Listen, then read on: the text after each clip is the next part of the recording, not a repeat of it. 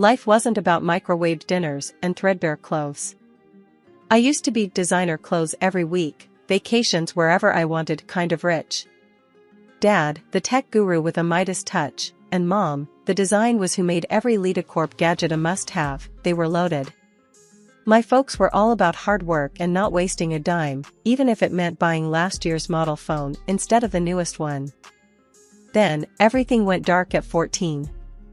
One afternoon, while I was arguing with Sarah, my best friend at the time, about who got the front seat for the movie, Don't Judge, 2 police officers showed up at our door. Their faces were grim, and the words they spoke felt like a punch to the gut. Plane crash, Pacific Ocean, no survivors. My parents were gone. The world became a blur of tear-stained faces and endless paperwork. School wasn't any better. Kids who used to fawn over my designer bags now avoided me like the plague. Sarah, the best friend, ditched me faster than yesterday's news. The only good thing was Nana, Dad's mom. She lived in a tiny house, a haven of comfy furniture and the delicious smell of freshly baked cookies. Nana welcomed me with open arms. Your parents raised a strong, independent girl. You'll be all right, sweetheart. Nana became my confidant, the only one who understood the emptiness gnawing at me. One day, after a fight with my former rich friends, I found Nana in her garden, surrounded by vibrant sunflowers. Tears pricked my eyes as I blurted out, "Why'd my parents lock everything away, Nana? It's not like I'm gonna blow it all on, like a diamond-encrusted poodle." Nana chuckled, a dry sound.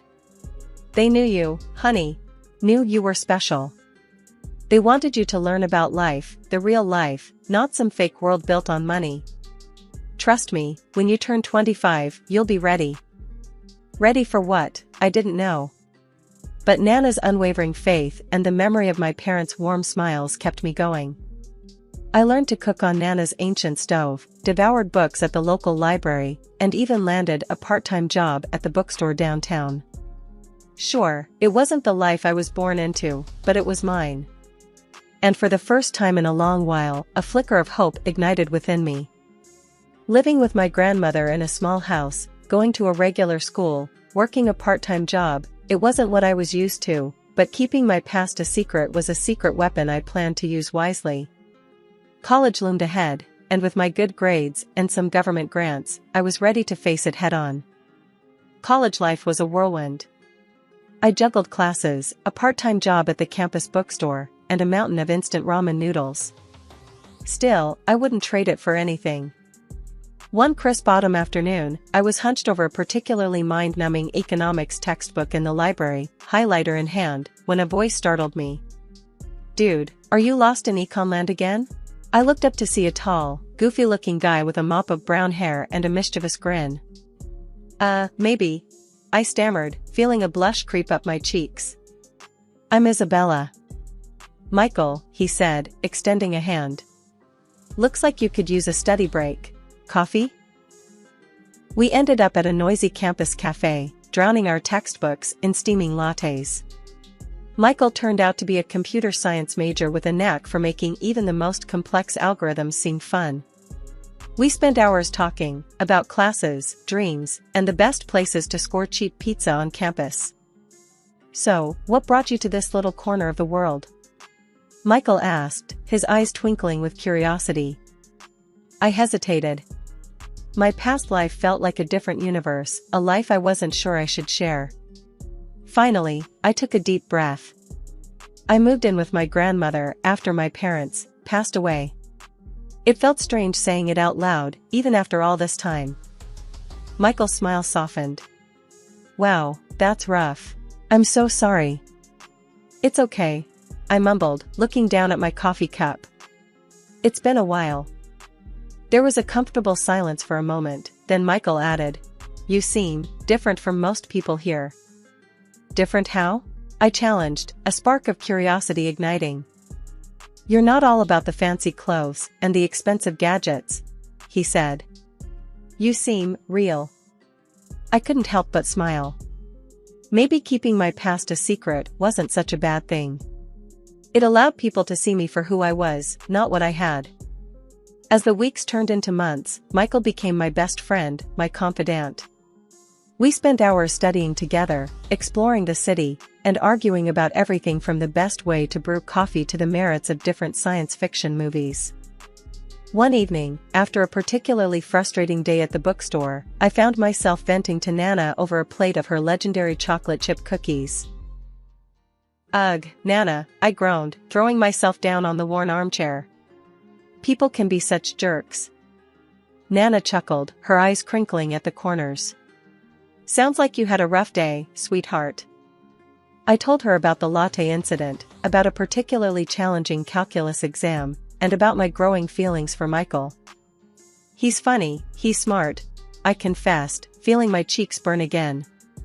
"But Nana, what happens when he finds out about my money?" Nana patted my hand gently. "Isabella," she said, her voice soft but firm, "a good man won't care about your money. He'll care about you, about the person you are. It just feels wrong keeping this big secret from him." Nana squeezed my hand. "There's time for that later, sweetheart. When you turn 25, you can decide what to do. Until then, focus on your studies, on your friends, and on living life to the fullest." Butterflies pirouetted in my stomach like a drunken ballet. Today was the big day, meeting Michael's parents for the first time. We were practically engaged. Pulling into Michael's childhood driveway, a wave of nervousness washed over me. Their house was a sprawling brick monstrosity, the kind with manicured lawns and a fountain that probably cost more than my entire wardrobe. "Deep breaths, Isabella," I reminded myself. "You got this." The door swung open before I could even knock, revealing a woman with a perfectly coiffed blonde mane and a smile that didn't quite reach her eyes. "This must be Michael's mom, Martha." "Isabella, so lovely to finally meet you," she chirped, her voice dripping with honeyed condescension. Come in, dear." Behind her stood a younger girl, all skinny jeans and a bored expression. Michael's sister, Lily, I presumed. She barely glanced at me before rolling her eyes and sauntering back inside. Great first impression. Martha ushered me into a living room that looked straight out of a magazine, plush couches, gleaming hardwood floors, and enough throw pillows to build a fort. "So, Isabella," Martha began, her gaze scanning me head to toe in a way that made me feel like a used car on display. "Tell me about yourself. Where do you hail from?" "Oh, you know," I stammered, feeling the heat creep up my neck. "Just a small town girl. Grew up with my grandmother in a little one-story house." Martha's smile faltered for a split second before morphing back into a tight, plastic grin. "A one-story house, huh? Interesting." I could practically hear the unspoken judgment hanging in the air.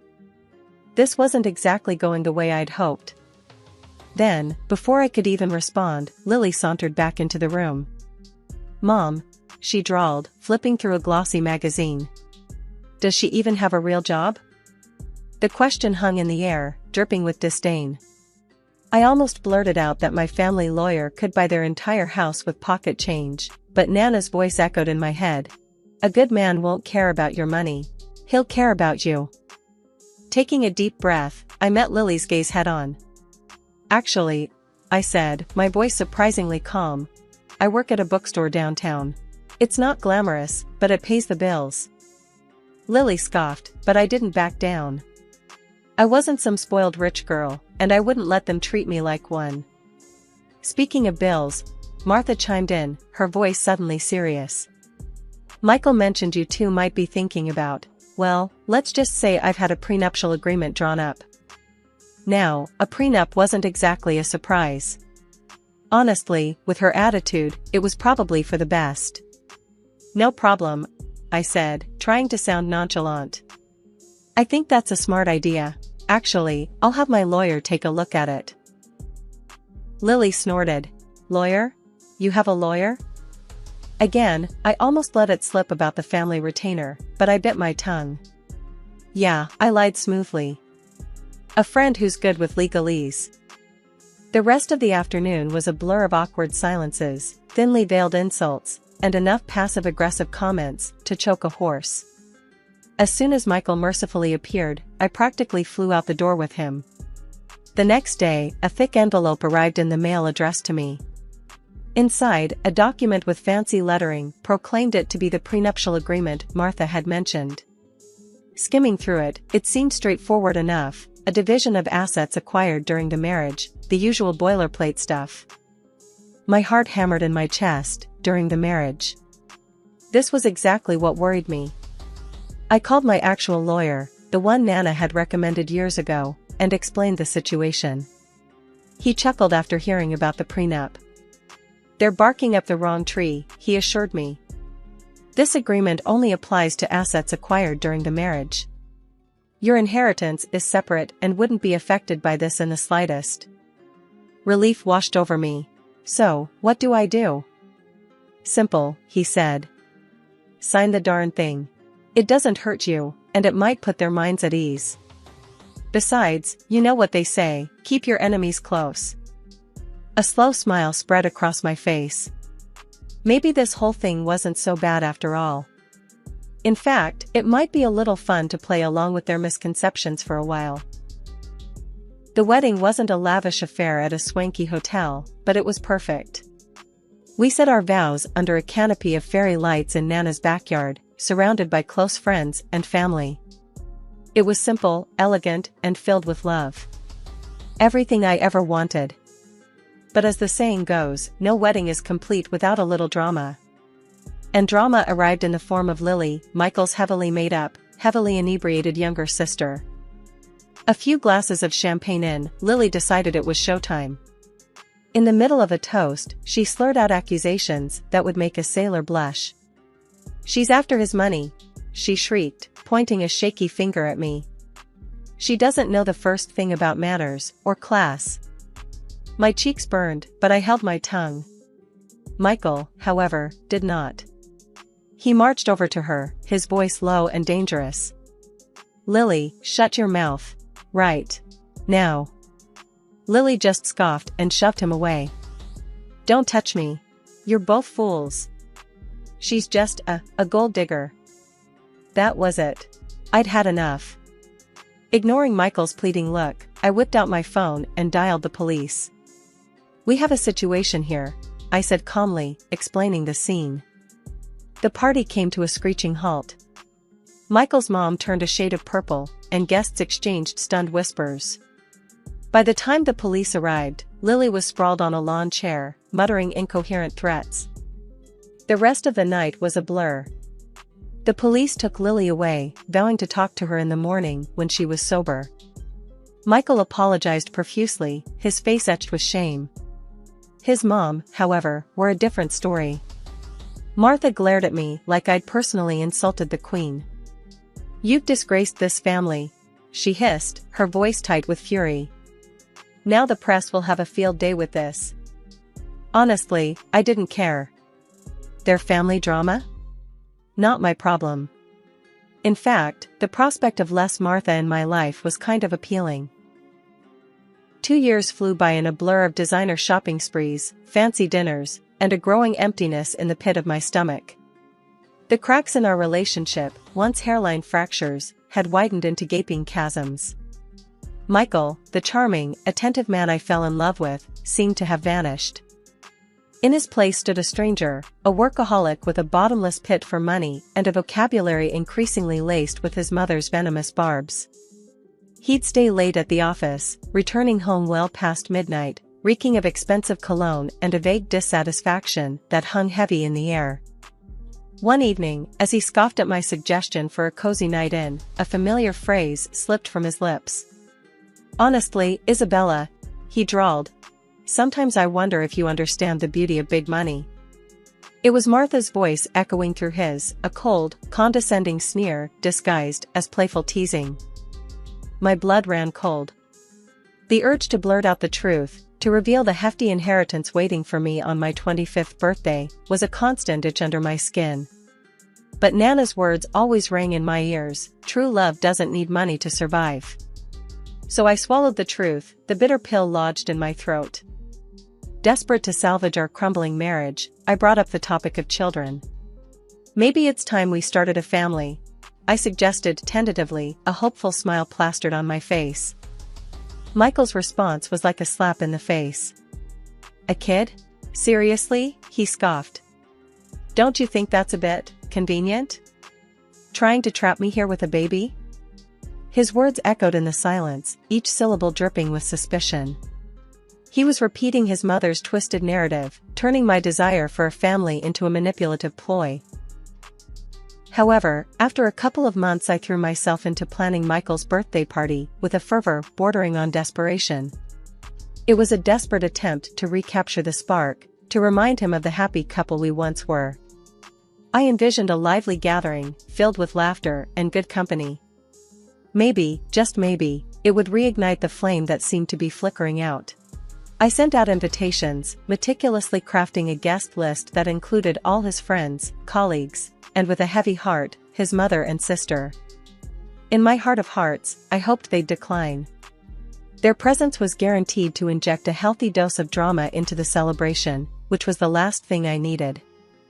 The day arrived, a perfect blend of sunshine and warmth. The house buzzed with activity as friends streamed in, bearing gifts and good cheer.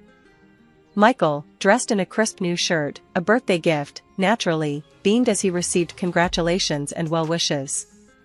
A sliver of hope flickered within me. Maybe, just maybe, this could be a turning point. A discordant note, however, shattered the illusion. Just as Michael and I were about to cut the cake, the doorbell chimed. My stomach clenched. It was them. Martha, resplendent in a designer outfit that screamed "Look at me," and Lily, her younger sister, looking like a runaway from a bad reality TV show. Lily, clad in a dress that left little to the imagination, made a beeline for the champagne table. A wave of nausea washed over me. Lily, notorious for her inability to hold her liquor, was a disaster waiting to happen. I opened my mouth to warn Michael, but he was already engrossed in conversation with his mother, oblivious to the approaching storm. As predicted, the champagne flowed freely, and with it, Lily's inhibitions.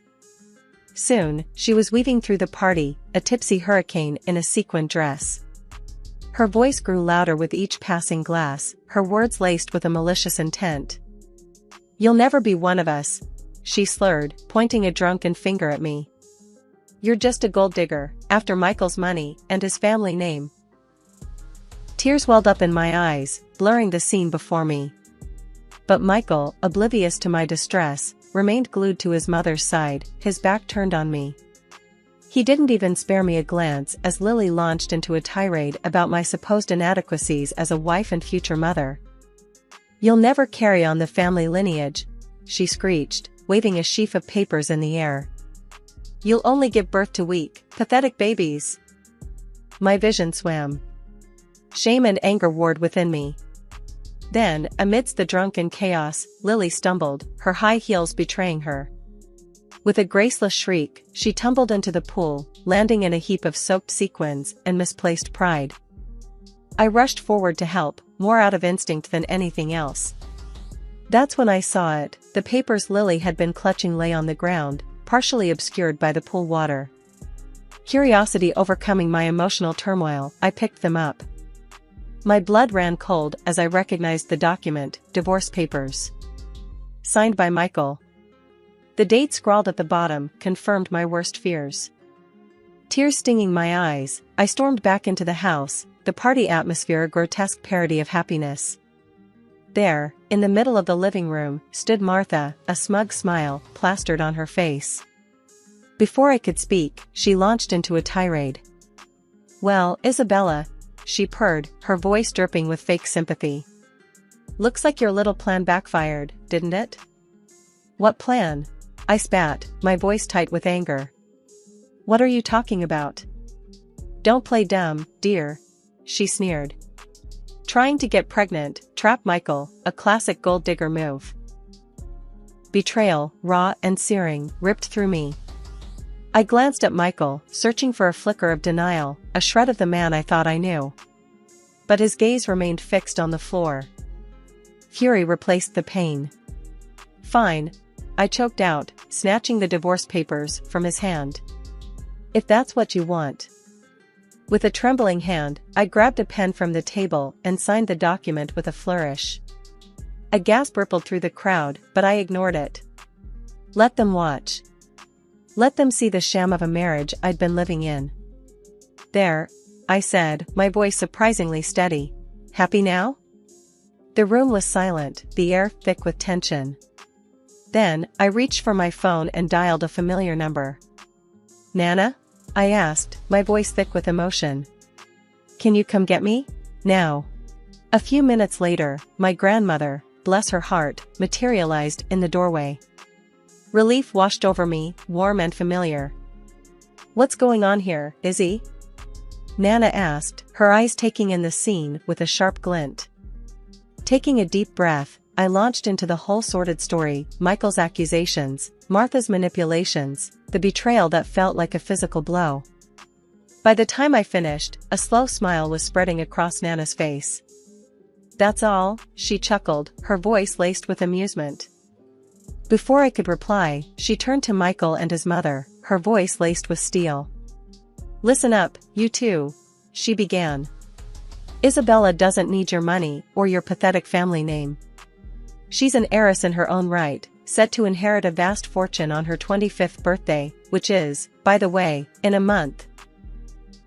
The color drained from Martha's face. Her smug smile had morphed into a mask of disbelief. Heiress, she stammered. But Michael said. Michael listens to his mommy a little too much, wouldn't you say? Nana retorted, her voice dripping with sarcasm. Martha sputtered, her carefully constructed facade crumbling. Isabella, she croaked, her voice laced with desperation. Forgive me. I was wrong. You deserve my son. Now it was my turn to scoff. Deserve? Their love had been built on lies and suspicion. The taste of betrayal lingered bitter on my tongue. As if on cue, a loud honking sound came from the driveway. My surprise gift, a top-of-the-line sports car, had arrived. A car I'd secretly bought for Michael, using money from my hidden account. Sliding behind the wheel, I gestured for Nana to join me. Let's go, Nana, I said, my voice firm. From now on, my lawyer will be dealing with all of you. As I pulled out of the driveway, I glanced back at Michael and his mother, their faces a picture of stunned silence. Leaning out the window, I added one last parting shot. Oh, and by the way, I said, a mischievous glint in my eyes. I recorded the whole thing, including your little drunken performance, Lily.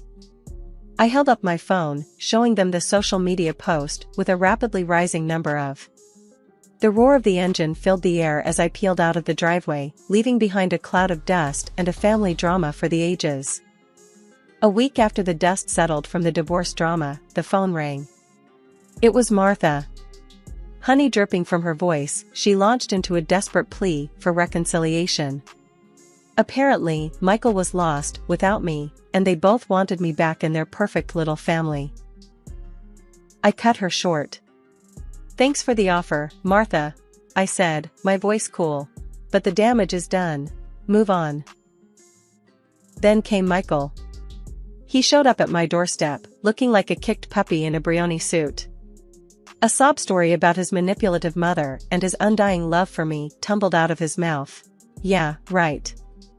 Spare me the crocodile tears, Michael, I said, my voice laced with steel. Actions speak louder than words. You had your chance. He hung his head, defeated.